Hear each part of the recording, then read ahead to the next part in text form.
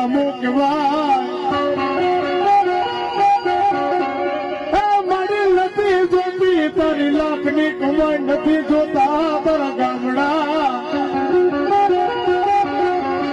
મારી વાલા લગાતા ચામુંડા તને ગુંદાળા ના મળી જાણવા